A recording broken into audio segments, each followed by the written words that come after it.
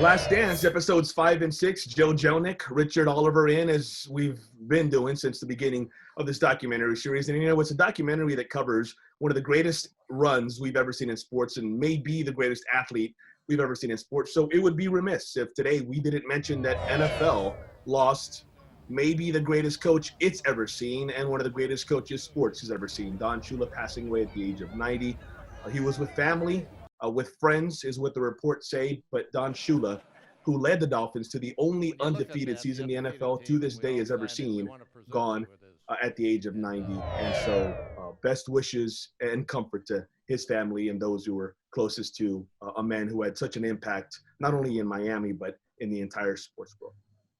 Yeah, can you think about the players that came from Miami while he was the head coach and just the greatness of that season? I remember now Jill was just a twinkle in her parents' eyes at that time. But in 1972, I mean, when you think about that season and how difficult it is, and Hector, how many times again and again and again have we seen these great teams from the Patriots to some of the teams that we've seen over the last few years who go into the season with that aspiration and how difficult it is. And the competitiveness of that team that Don Shula instilled in that team is so apparent each and every year when people fail to get that undefeated season and they celebrate and pop champagne and everything else. And it's sad to see him go, but I tell you what a life, and to live all the way to 90 with the achievements that man had, really, really something. Larry Zonka, Syracuse guy, running back on the 1972 team. I didn't throw that in there. I know, one of the great running backs in NFL history. Episodes 5 and 6 of The Last Dance will start the way we always do when we're talking about what we saw. Guys, your initial takeaways. Jill, first.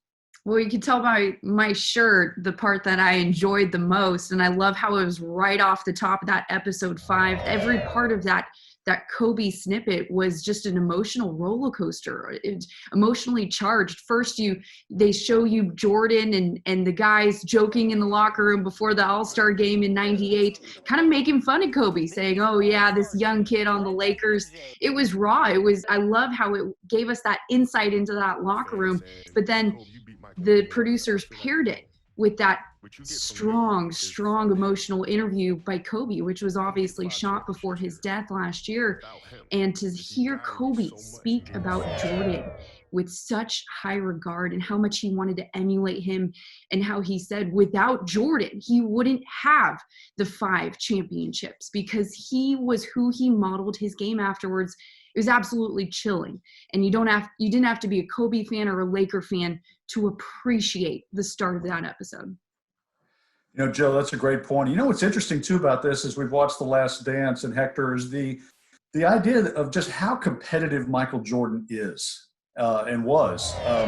If you read the current stuff, he still is in a lot of different ways. But from the Kobe thing I thought was a great microcosm of that. It was an all-star game. These are dog and pony shows. I mean, this is the kind of thing. But for Michael Jordan, who took every single slight or every single challenge and just fueled it, just took it inside and used it as fuel for what he wanted to do. But the Kobe thing in particular to me resonated because it was emotional, to your point, Jill, but also the idea that here's this young kid, and even this guy coming up who was going to be the future, Michael Jordan took it as an affront. He really wanted to take him on and just prove that he was still the alpha dog in that whole scenario. I tell you, seeing Kobe on camera, something came over me when I saw Kobe on camera. It was, I don't know how to explain it. I'm not trying to be dramatic, but just watching that and seeing him, I'm like, I don't know. I don't want to diminish anything and make it sound trivial, but it was almost like, yeah, he's not with us anymore. I don't know how to explain it better than that, but it was odd. It was just feeling of another little bit more of a gut punch. Richard, to your point, that was my biggest takeaway too, is the competitiveness. And this is funny because this can be a conversation for another day, so I'll just kind of touch on it here. I sometimes ask myself, would you rather be Michael Jordan or David Robinson? And what I mean by that is David Robinson, one of the best to ever do it, but so known for things other than basketball, just a complete human being whom we should all aspire to be. I know he's not perfect. Remember that Sports Illustrated cover St. David. But, I mean, David Robinson, geesh. I mean, talk about somebody that every one of us should aspire to be. And I don't think I just say that from a bias perspective. I think that's pretty clear cut. Or would you rather be somebody who was so focused and so tenacious in their craft that, yes, they were the best ever, and they are going to go down as you can't write the story of the NBA. The story of the NBA might start with Michael Jordan, not chronologically, but in terms of the impact. The story of a generation might also start with Michael Jordan. That's the impact of MJ. I'm not telling anybody anything they don't know, but to get back to the main point, where's the balance in that? Are you so competitive? Are you so driven? Are you so focused that maybe the things that really are important don't really come to or aren't really fulfilled maybe to the way that they would be if you weren't so honed in and so focused on just one singular thing? And so I've often thought about that, the balance, and it was just more to the point, just more of that, how it was almost I don't think it's appropriate to call it a sickness, but that competition, it was, I tell you, man, it's almost scary.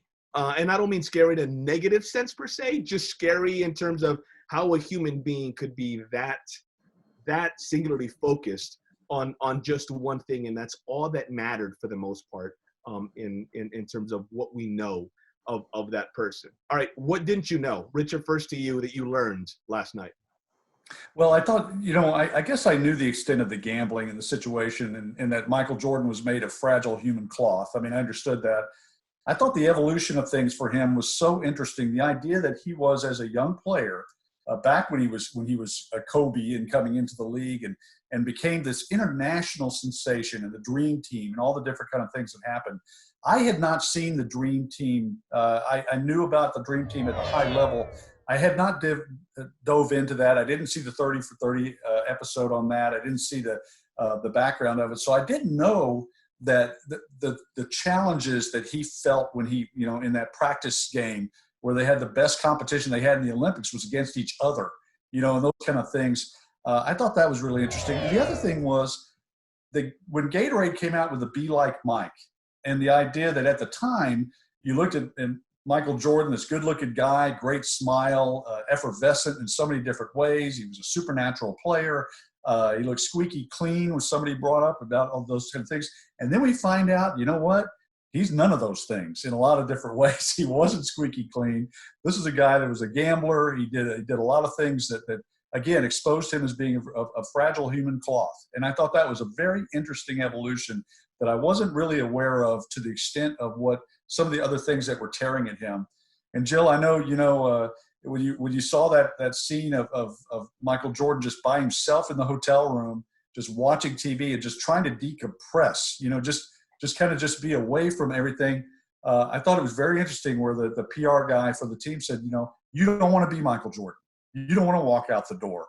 This is what every single moment of his life, when you're the biggest luminary on the planet in sports, this is what you have to deal with. It's the Beatles every single moment. I thought that was really interesting. And I think, Richard, to your point, I think that's only the start of us seeing into that light, looking into how tough it is to be Jordan. I think that's going to be a main theme that we circle back around in these next several episodes leading up to his retirement. I think that's going to be the focus, my guess, of these next several episodes. And what we saw was only just the beginning of it, just a tad bit of it. For me, what I didn't know was the history of Air Jordan. Oh my goodness. Yeah. How about the role his parents played, and how, if it was Jordan's decision, he would have stuck with Adidas. There would have never been as big of a Nike company as there is now. And Air Jordan wouldn't be Air Jordan. It would be this completely other a brand, a different story. He wouldn't have all this his own shoe attached to this iconic player. I thought that was fascinating, especially the part, the role his parents played and how much influence they had over him, one in the beginning for sticking to his commitment and staying with Nike, but then also later on in his journey, continuing to be the brand and the icon of Nike.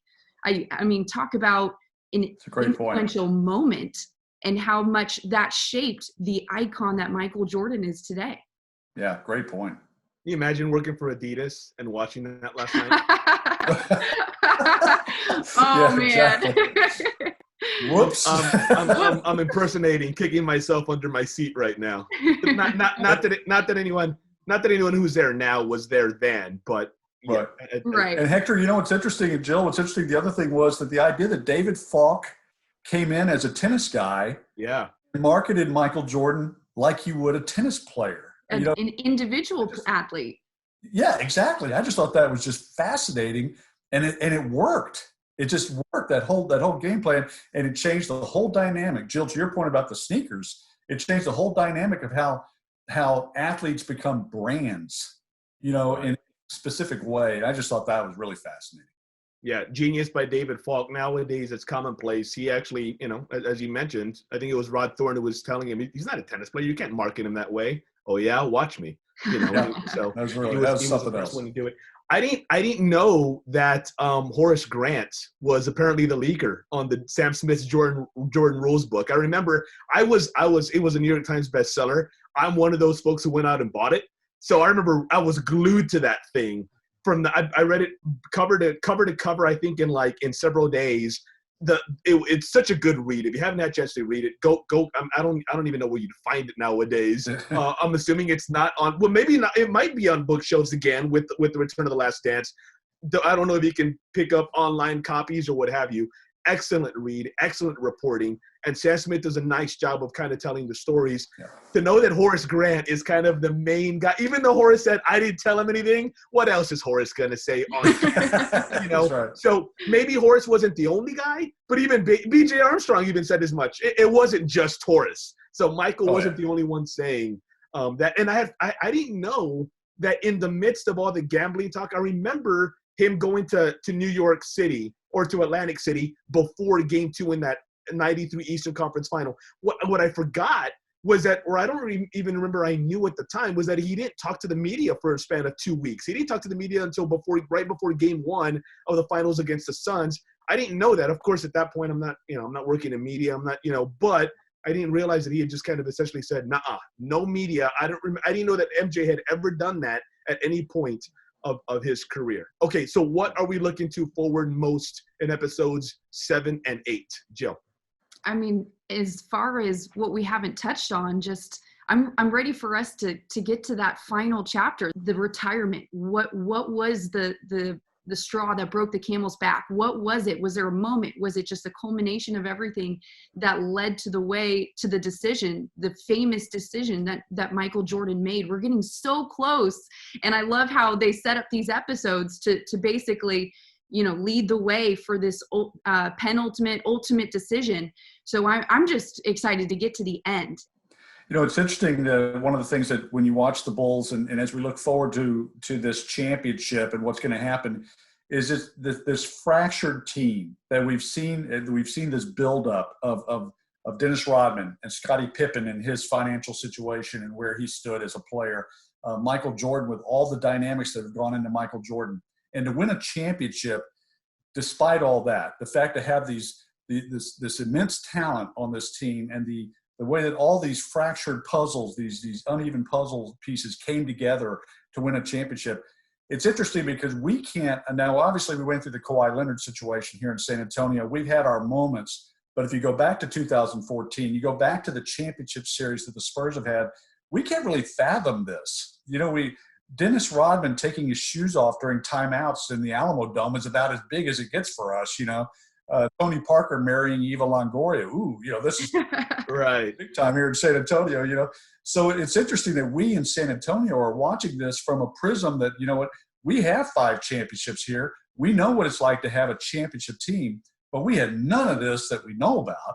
They had none of this in the background happening. So that's why I'm fascinated from a San Antonio Spurs fan perspective to watch this and say, wow, this is kind of crazy to see a team that's just so dysfunctional, but still playing at a championship level. We have a different feel for our teams here. Every Spur on every team that we think of, whether it's right or wrong, can come over to our house for dinner. And I'm sure that we're going to invite Dennis Rodman over to our house for dinner anytime soon.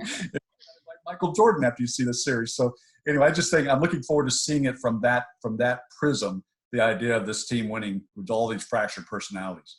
Yeah, like the biggest drama the Spurs had during their title runs was like, hey, Boris, put down the coffee maker for a second. Exactly. Hey, 99 Spurs, get off your computers. Even then, can we actually talk to each other? Exactly. That's Sean Elliott, that guy out of control. Right, exactly.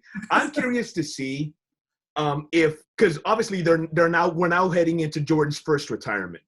So how much do they touch? Because you figure this documentary has to touch on it. They touched on Jordan's non-political or political stance, so they're going to touch on this. And what I mean when I say this is the passing of his father and the rumored gambling, MJ's rumored troubles.